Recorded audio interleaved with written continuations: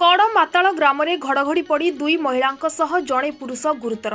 गजपति जिला रायगढ़ ब्लॉक अंतर्गत जलांग पंचायत कड़माताल ग्राम में आज 5टा बेले घड़घड़ी पड़ी दुई जण महिला समेत जड़े पुरुष गुरुतर थिबा सूचना रही। गुरुतर माने हेले कड़माताल ग्रामर 32 वर्षीय रश्मिता रईत, 45 वर्षीय बसुमती रईत एवं 50 वर्षीय अश्विन रईत बोली खबर रही। गुरुतर मानकु रायगढ़ गोष्ठी स्वास्थ्य केन्द्र को आनी प्राथमिक चिकित्सा करा जायछि। अश्विन रईतक अवस्था संकटपूर्ण थिबारु तांकु 108 आंबुलांस जोगे जिला मुख्य चिकित्सालय को स्थानांतरित करा जायछि। सूचना अनुसार अपराह्न बेले निज बगड़े काठ आलू संग्रह कला बेले हठात मेघ सह घड़घड़ी मारिथिला, जहा फଳରେ ଏହି ଘଟଣାଟି ଘଟିଥିବା ଶୁଣିବାକୁ ମିଳିଛି।